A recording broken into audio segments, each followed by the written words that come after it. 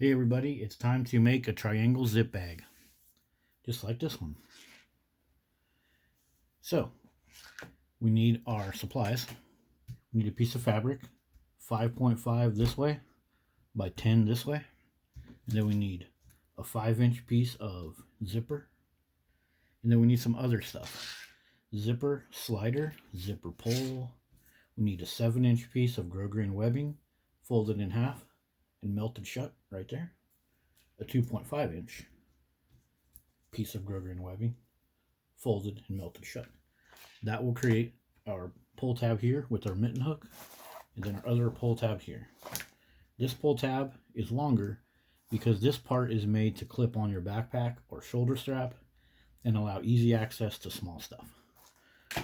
Okay, so first we take our 5-inch zipper and we're just going to sew it down. Just like in my previous videos with the notched zipper insertion, we got a 1/2 inch extra hanging over right here. So first thing we're going to do is a straight stitch.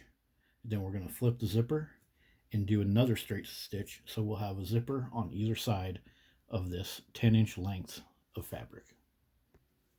Here's what it'll look like in your machine. We got some thread, Mara 100 in blue. And then we're just going to sew a straight stitch with the pretty side to pretty side or outside to outside. This is the outside of the fabric right here, and the outside of the zipper is here. So if you're using a normal zipper, this will look a little different because this is a water resistant zipper where the coils are going to be towards the inside of the bag. But whatever you're doing, just sew the outside of your zipper against the outside of your bag and run that first stitch like in my previous video, and then we'll flip it and run another stitch. See what our first stitch looks like?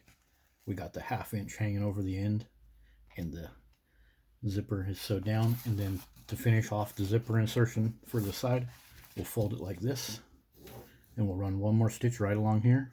Just let the coil guide your zipper foot, and that will be, once we run that final stitch, this will be the outside of the bag. Then we'll do the same thing over here. And here's what that's going to look like on your sewing machine. As you can see, I got it folded over. Just pulling it so that it's folded right along that stitch.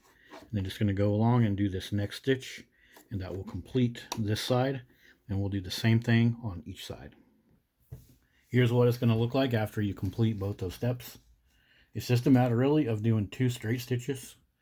If you do that first straight stitch really nice and fold it over, and then just use your zipper coil to guide, you'll just have an almost perfect straight stitch.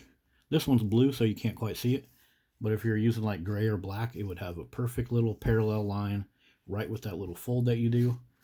And when you're going through your sewing machine, you can give it a little pull this way and this way to keep that fold in position. Sometimes when you're doing it, that fold will like go out and get bigger, so just give it a little pull and guide it through the machine and it'll look perfect.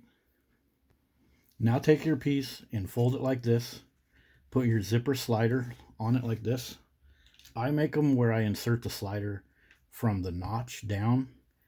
And the way that you got to do it is take the slider, slide it down to connect both the coils, and then go back and slide it halfway down. So it'll be sitting right there. If you want to, you can insert the slider from the bottom, but then you'll be opening and closing it from a different way. For example, you see how I have the slider on this one? I open it by pulling it up, and then I close it by pulling it down. Okay. As you can see, I use the slider to connect them together and then just go back like this. Because after you sew it, you're not going to be able to get that zipper slider on there. So remember to do this part right here. There. And so now you're going to take the bag and put this zipper part right in the center so that this dimension here and this dimension here are the same. And if you have like a little grid cutting sheet like this, it makes it perfect because it's right in the center. So you got 2 inches this way, 2 inches this way. And then this fabric is nylon. It likes to bounce around. So we're going to control it with a couple clips.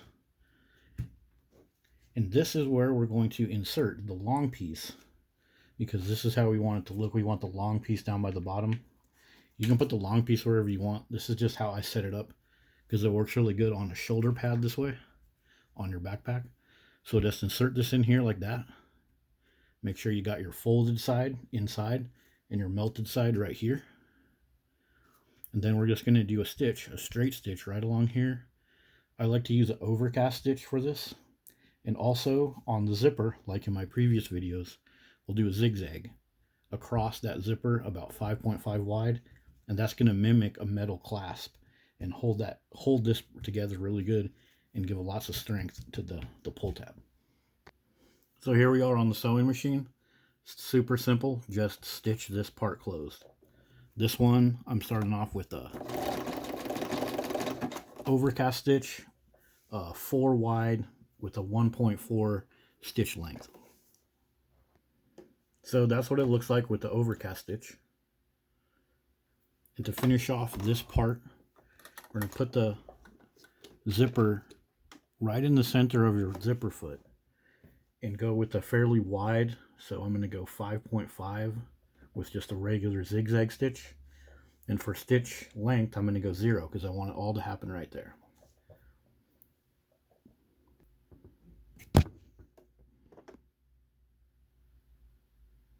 So hopefully you can see this.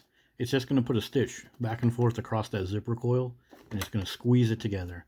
So every time that slider goes down and tries to push the coil apart, or when you pull on the zipper slider a little bit hard, that little zigzag is going to handle all the stress and put the stress across all of this instead of put it at one point. So here's what that looks like.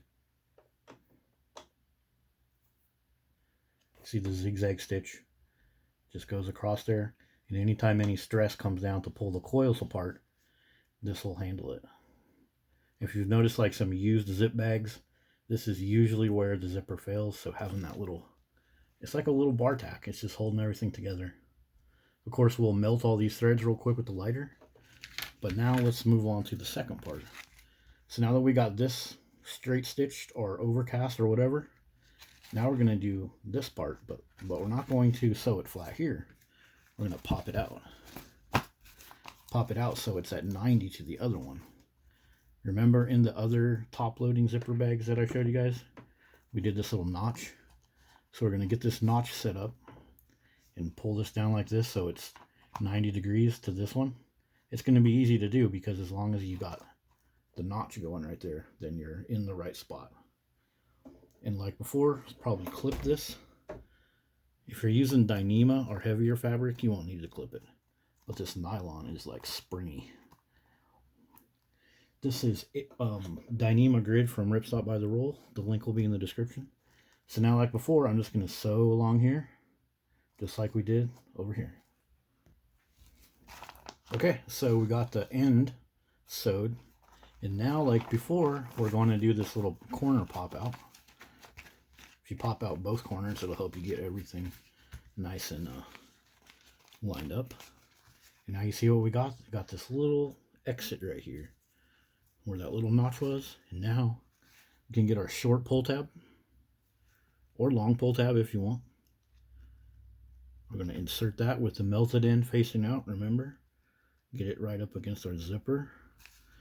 And now we're going to take, like before, we're going to start off with a little bar tack over the across the top of that with 5.5 wide for a number 3 coil, or adjust it up for whatever you're using.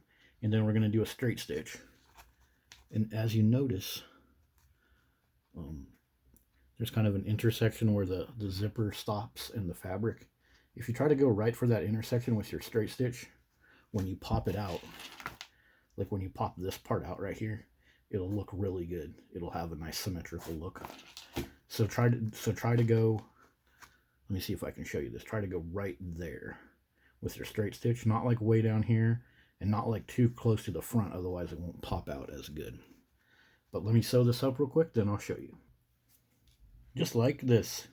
So you see what we did? We got a straight stitch and the bar tack. And see how the straight stitch ends like right about where this part of the fabric intersects with the zipper coil. So now we can turn it right side out. Let's open the zipper. It's a good thing we remember to put that zipper in. I forgot that a few times and had to do some stitch ripping. So don't go screwing up like I did. So check it out. Get this thing turned right side out.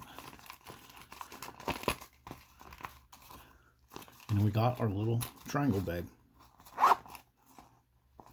And all we need to do is add our zipper pull right there. Just put you just grab your little zipper slider and just do a lark's head. So you're just going to go through the zipper slider where you want, like this.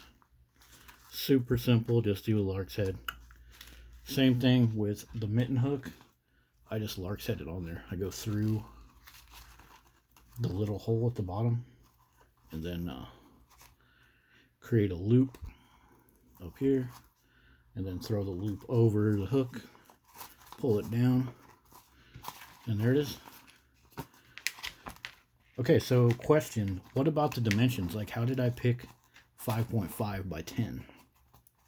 So I wanted the bag to be basically a 5-inch triangle, right? We got 5 inches this way. We got about 5 inches this way. Once I pop it out, it'll be closer to 5. But the 5 inches, I remember I went 5.5. That left the 1/2 inch notch for the notched insertion right here. And then the 10 dimension, once we fold that, the 10 inch long piece, once we fold that, it becomes 5. It actually becomes a little longer than 5 because we add the zipper to it. So that's why I used 10 by 5.5. Say you wanted you wanted this dimension to be 8. So you would do 8.5, which is 8 inches plus 1/2 inch for the notch. But then you would do 16 for your other dimension. So you would do 8.5 by 16 if you wanted an 8-inch bag. So hopefully that makes sense. I'll put a little bit more in the description. But yeah, that's how you do a little triangle zip bag. It's actually not a triangle, but it presents as a triangle at each side. And you can take your mitten hook, go through your tab, and create a little carry handle too. Alright, thanks for watching. Links will be in the description for all the materials and supplies. I usually have my headlamp and chapstick in this. And if you make this out of a clear type fabric, this actually makes a cool little lantern. You take your headlamp and turn it on and then put it back in the bag. If you remember where the button is, you can actually do it, but it creates a cool little lantern that you can hang around in your tent or on your hammock ridgeline. And then to turn it off, you can just go up in there and squeeze it. Thanks for watching. See you guys later.